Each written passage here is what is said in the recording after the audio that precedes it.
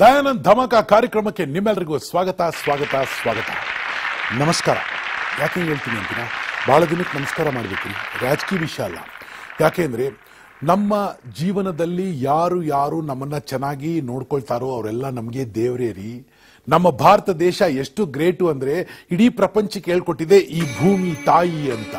ಯಾಕೆಂದ್ರೆ ನಮ್ಮನ್ನ ಸಾಕ್ತಾ ಇದೆ ಭೂಮಿ, ನಮ್ಗೆ ಆಹಾರ ಕೊಡ್ತಾ ಇದೆ. ನಮ್ಗೆ ಯಾರ್ಯಾರು ಒಳ್ಳೇದು ಮಾಡಿದ್ರೆ ಅವ್ರನ್ನೆಲ್ಲ ದೇವರು ತಾಯಿ ತಂದೆ ಅನ್ಕೊಂಡೇ ಬದುಕ್ತೀವಿ ನಾವು. ಅದೇ ರೀತಿ ಹೇಳ್ತಾ ಇರೋ ಮಾತು ವೈದ್ಯೋ ನಾರಾಯಣ. ವೈದ್ಯರು ನಿಜವಾಗ್ಲೂ ದೇವರೇ. ಯಾಕೆಂದ್ರೆ ನಮ್ಮನ್ನ ಸಂಪೂರ್ಣ ಅರ್ಥ ಮಾಡ್ಕೊಂಡಿದ್ದಾರೆ. ನಾನು ಆ ಕಾಲದ ವೈದ್ಯರ ಬಗ್ಗೆ ಹೇಳ್ತಾ ಇದ್ದೀನಿ. ಇವಾಗಿನ ವೈದ್ಯರು ಬೇರೆ. ಇವಾಗೆಲ್ಲ ಡಾಕ್ಟರ್ಸು ಎಂತೆಂಥ ಒಳ್ಳೊಳ್ಳೆ ಡಾಕ್ಟರ್ಸ್ ಇದ್ದಾರೆ, ಗ್ರೇಟ್ ಡಾಕ್ಟರ್ಸ್ ಇದ್ದಾರೆ. ನಾನು ಹೇಳ್ತಾ ಇರೋದು ಆ ಡಾಕ್ಟರ್ ಅಲ್ಲ, ಅದೇ ಕೊಟ್ಟಿರೋದು ಡಾಕ್ಟರೇಟ್. ಅದೇನು ಅಂದ್ರೆ ಅವ್ರ ಯೋಗ್ಯತೆ ನೋಡ್ಕೊಟ್ಟಿರೋದು. ಇದು ಹಂಗಲ್ಲ, ಇದು ವಿದ್ಯಾಭ್ಯಾಸ ನೋಡಿ ಕೊಟ್ಟಿರೋದು. ಹಂಗಾರೆ ಯಾರ್ಯಾರು ಡಾಕ್ಟರ್ ಆಗ್ಬೇಕು ಅವ್ರು ಆದ್ರೂ ಯಾರು ಆಗಿಲ್ಲ ಅಂತಾನೆ ಇಲ್ಲ. ಯಾರ ಹತ್ರ ದುಡ್ಡಿದ್ದಾರೆ ಅವ್ರು ಡಾಕ್ಟರ್ ಆದ್ರು. ಯಾರ್ಯಾರಿಗೆ MBBS ಹೋಗಕ್ಕೆ ತಾಕತ್ತಿತ್ತು ಅವ್ರು ಡಾಕ್ಟರ್ ಆದ್ರು. ಬಾಕಿಯವ್ರ ಪಾಪ ಆಗ್ಲಿಲ್ಲ ಅಷ್ಟೇ, ಬೇರೆ ಏನೋ ಕೆಲಸ ಮಾಡ್ಕೊಂಡು ಕೂತ್ಕೊಂಡ್ರು. ಹೌದು, ನಮ್ದ್ರಲ್ಲಿ ಏನು ಅಂದ್ರೆ ಡಾಕ್ಟರ್ ಆಗ್ಬೇಕು ಅಂದ್ರೆ ಎಷ್ಟು ಕಷ್ಟ ಇದೆ ರೀ. ಫಸ್ಟ್ PUC ವರ್ಗೂ ಏನಾಗ್ತಾನೆ ಅಂತ ಗೊತ್ತಿಲ್ಲ. PUC ಆದ ತಕ್ಷಣ ಅಪ್ಪ ಅಮ್ಮನ ಇಂಟ್ರೆಸ್ಟ್ ಅಲ್ಲಿ ಡಾಕ್ಟರ್ ಆಗೋರಿದ್ದಾರೆ. ಇನ್ ಕೆಲವರು ನನ್ನ ಮಗ ಡಾಕ್ಟ್ರು ಅನ್ನೋಕ್ಕೋಸ್ಕರ ಮಾತ್ರ ಅವರು ಡಾಕ್ಟರ್ ಆಗಿರೋದು. ಇನ್ ಕೆಲವರು ನಾನ್ ಡಾಕ್ಟರ್ ಆಗ್ಬೇಕು ಅವಾಗ ನನ್ಗೆ ಒಳ್ಳೆ ಒಂದು ಕಡೆ ಹೆಣ್ಣು ಸಿಗುತ್ತೆ ಅಂತ ಕೆಲವರು. ಇನ್ ಕೆಲವರು ಅಮೆರಿಕಾಗ ಹೋಗಕ್ಕೆ ಡಾಕ್ಟರ್ ಆಗಿದವ್ರು ಇದ್ದಾರೆ, ಫಾರಿನ್ ಕಂಟ್ರಿಲಿ ಹೋಗ್ತೀನಿ ಅಂತ. ಇನ್ ಕೆಲವರು ಏನು ಅಂದ್ರೆ ಒಳ್ಳೆ ಪ್ರೆಸ್ಟೇಜ್. ಇನ್ ಕೆಲವರು ಬರೀ ದುಡ್ಡು ಮಾಡಕ್ಕೆ ಡಾಕ್ಟರ್ ಆದವರಿದ್ದಾರೆ. ಅಂಥವ್ರೆ ಬಹಳ ಡೇಂಜರ್ ರೀ.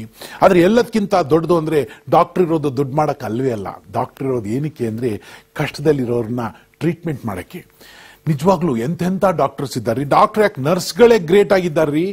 ಎಂತೆಂಥ ನರ್ಸ್ಗಳಿದ್ದಾರೆ ಅಂತಂದ್ರೆ ಲೇಡಿ ನೈಟ್ಯಾಂಗಲ್ ಎಂಥ ಮಹಾನ್ ತಾಯಿ. ನಿಜವಾಗ್ಲೂ ರೀ, ಯುದ್ಧ ಭೂಮಿನಲ್ಲಿ ಎಲ್ರಿಗೂ ಕಷ್ಟ ಬಂದಾಗ ಒಂದು ದೀಪ ಹಿಡ್ಕೊಂಡು ಹೋಗಿ ಎಲ್ಲ ಆರ್ಮಿಯವ್ರಿಗೂ ಟ್ರೀಟ್ಮೆಂಟ್ ಕೊಡ್ತಾ ಇದ್ರು. ಅವರು ಡಾಕ್ಟರ್ ಆಗಿರಲಿಲ್ಲ, ಬರೀ ಒಂದು ನರ್ಸ್ ಆಗಿದ್ರು. ಆಮೇಲೆ ಕೆಮಿಕಲ್ ಏನು ಉಪಯೋಗಿಸ್ತಾ ಇರಲಿಲ್ಲ, ಮೆಡಿಸಿನ್ಸ್ ಏನು ಉಪಯೋಗಿಸ್ತಾ ಇರಲಿಲ್ಲ. ಆ ಮಹಾತಾಯಿ ಉಪಯೋಗಿಸ್ತಾ ಇದ್ದು ಒಂದು ದೀಪ.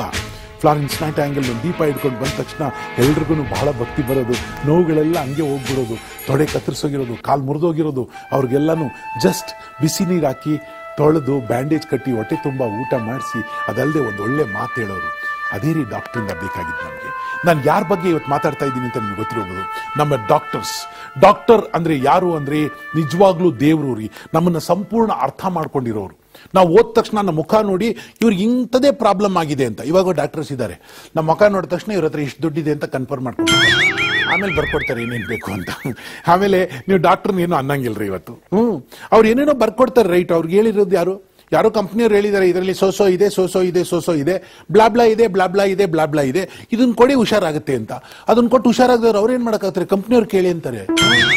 ಹೌದ್ರಿ, ಯಾವ್ದಾದ್ರು ಮುಂಚೆ ತರ ಆಯುರ್ವೇದಿಕ್ ಡಾಕ್ಟರ್ ತರ ಅರ್ದು ನೋಡ್ರಿ ಇದೆಲ್ಲ ಹಾಕಿದೀನಿ ಇದ್ರಲ್ಲಿ ತಿನ್ನಿ ಅಂತ.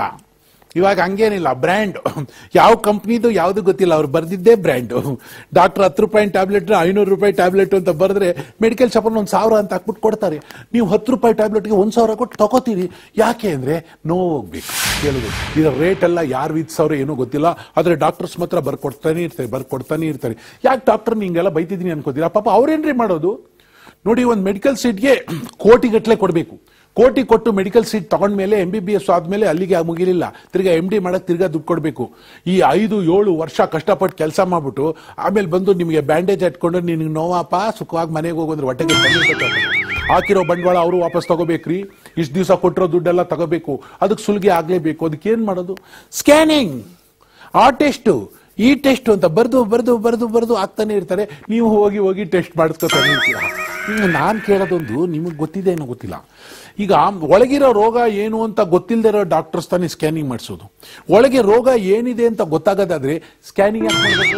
ಇವ್ರಿಗೆ ನೋಡಿದ್ರೆ ಗೊತ್ತಾಗುತ್ತೆ. ನಮ್ಮ ಹಳೆ ಡಾಕ್ಟರ್ಗಳು ನೋಡಿ ಸುಮ್ಮನೆ ಹಿಂಗೆ ಹಿಡ್ಕೊತಾರೆ. ಹಿಡ್ಕೊಂಡ ತಕ್ಷಣ ವಾತ ಪಿತ್ತ ಕಫ ಎಲ್ಲ ಹೇಳ್ಬಿಡ್ತಾರೆ. ಈಗ ವಾತ ಪಿತ್ತ ಗಣಪತಿ ಏನಿಲ್ಲ, ದುಡ್ಡು ಕೊಟ್ರೆ ಮಾತ್ರ. ಆಮೇಲೆ ಏನು, ನೀವು ಎಷ್ಟು ಅಂತ ಡಾಕ್ಟರ್ ದುಡ್ಡು ಕೊಡ್ತೀರಾ? 100 ರೂಪಾಯಿ, 50 ರೂಪಾಯಿ. ಅದರಿಂದ ಹೊಟ್ಟೆ ತುಂಬ್ತದೇನ್ರಿ? 10 ಪೇಷಂಟ್ ಬಂದ್ರು 1,000 ರೂಪಾಯಿ. ಏನ್ ಪ್ರಯೋಜನ?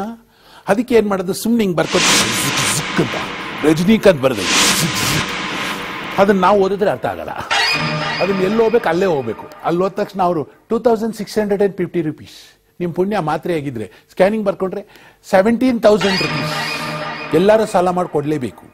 ಆದ್ರೆ ಈ ಡಾಕ್ಟರ್ಗಳೆಲ್ಲ ಸರಿ ಹೋಗ್ಬೇಕ್ರಿ ನಿಜವಾಗ್ಲು. ಏನು ಅಂದ್ರೆ ಮೆಡಿಕಲ್ ಫ್ರೀ ಆಗ್ಬಿಟ್ರೆ ಎಷ್ಟು ಚೆನ್ನಾಗಿರುತ್ತೆ. ಇದೇ ಫ್ರೀ ಮೆಡಿಕಲ್. ಅಲ್ಲಿಗೆ ಹೋದ್ರೆ ನಿಮಗೆ ಕೆಲವು ಕಡೆ ಸರ್ಕಾರದ್ದೇ ಇದೆ ನೋಡಿ. ಬೆಂಗಳೂರಿನ ದೊಡ್ಡ ಆಸ್ಪತ್ರೆ ಮುಂದೆ ಏನ್ ಹಾಕೋರಿ ಅಂದ್ರೆ ಫಸ್ಟ್ ಗೇಟಲ್ಲಿ ಹಾಕೋರಿ ಒನ್ ವೇ ಅಂತ ಹೋಗೋದಕ್ಕೆ ಹೋದವ್ರೆ ಗಟ್ಟಿ ಹಂಗಿಂದ ಹಂಗೆ ಮಾರ್ಚರಿಗೆ ಹೋಗ್ಬಿಡ್ತಾರೆ. ಯಾಕೆ ಅಂದ್ರೆ ಪ್ರೈವೇಟ್ ಹಾಸ್ಪಿಟಲ್ಗಳಿಗೆ ಬೇಕಾದಷ್ಟು ದುಡ್ಡು ಕೊಡ್ತಾರೆ. ಪ್ರೈವೇಟ್ ಹಾಸ್ಪಿಟಲ್ ಅವ್ರು ಮಾಡಿಸ್ತಾರೆ, ಯಾರು ಮಾಡಿಸ್ತಾರೆ ಗೊತ್ತಿಲ್ಲ ರೀ. ಒಂದ್ ಮಾತ್ರ ನೋಡಿ, ಗೌರ್ಮೆಂಟ್ ಹಾಸ್ಪಿಟಲ್ ಜಾಸ್ತಿ ಫೆಸಿಲಿಟಿ ಸಿಗೋದೇ ಇಲ್ಲ, ಸಿಕ್ಕಿದ್ರು ನಿಮ್ಗೆ ಇನ್ ಟೈಮ್ ಸಿಗೋದೇ ಇಲ್ಲ. ಆದ್ರೆ ಸಡನ್ ಆಗಿ ಬೇಕು ಅಂದ್ರೆ ಪ್ರೈವೇಟ್ ಆಸ್ಪತ್ರೆಗೆ ಹೋಗ್ಬೇಕು. ಇದರಲ್ಲಿ ಸರ್ಕಾರದ್ದು ಏನಾದ್ರು ಐಡಿಯಾ ಇದೆಯಾ?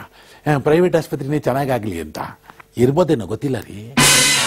ಯಾಕೆಂದ್ರೆ ಎಲ್ರಿಗೂ ಬೇಕು ಏನು ಅಂದ್ರೆ ಒಂದೇ ಒಂದು, ಜಲ್ದಿ ಕಾಯಿಲೆ ವಾಸಿ ಆಗ್ಬೇಕು. ಈ ಜಲ್ದಿ ಕಾಯಿಲೆ ವಾಸಿ ಆಗೋದ್ರಲ್ಲಿ ಕಾಯಿಲೆ ತಿರ್ಗಾ ಯಾವಾಗ ಬರುತ್ತೆ ಗೊತ್ತಿಲ್ಲ. ಯಾಕಂದ್ರೆ ಬರೀ ತಲೆನೋವು ಹೋಗಿರೋದು, ಒಳಗಡೆ ನೋವು ಯಾವತ್ತೂ ಹೋಗೇ ಇಲ್ಲ. ಅದಕ್ಕೆ ಹೇಳೋದು, ತಂದೆ ತಾಯಿಗಳು ಡಾಕ್ಟರ್ನ ಸೃಷ್ಟಿ ಮಾಡಿ ದೊಡ್ಡ ಡಾಕ್ಟರ್ನಾಗಿ ಮಾಡಬೇಕಾದ್ರೆ ಅವರು ದುಡ್ಡು ಕಿತ್ಕೊ ಅಂತ ಹೇಳ್ಕೊಡ್ಬಾರ್ದು. ಅವ್ರಿಗೆ ಹೇಳ್ಕೊಡೋದೇನು, ಜನಗಳಿಗೆ ಒಳ್ಳೇದು ಮಾಡಿ ಅಂತ. ಅದಕ್ಕೆ ಏನ್ ಮಾಡ್ಬೇಕು ಗೊತ್ತಾ? ಫಸ್ಟು ಡಾಕ್ಟರ್ ಕಲಿಸ್ಬೇಕಾದ್ರೆ ದುಡ್ಡು ತಗೊಳ್ಳೋದನ್ನ ನಿಲ್ಲಿಸ್ಬೇಕು. ಆವಾಗ ಎಲ್ಲ ಸರಿ ಹೋಗೋದು.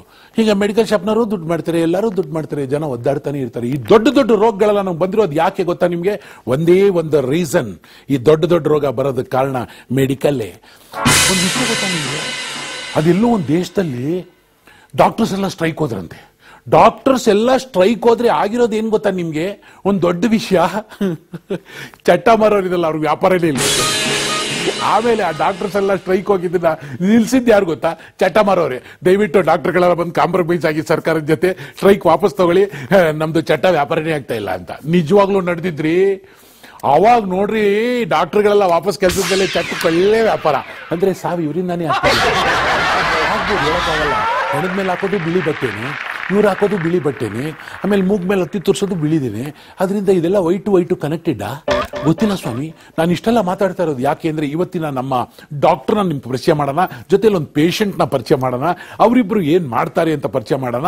ಹೇಗೇನ್ ಹೇಳ್ತೀನಿ, ಎಲ್ಲಾ ಡಾಕ್ಟರ್ಸು ಕೆಟ್ಟವರಲ್ಲ, ಎಲ್ಲ ಮಾತ್ರೇನು ಡೇಂಜರ್ ಅಲ್ಲ.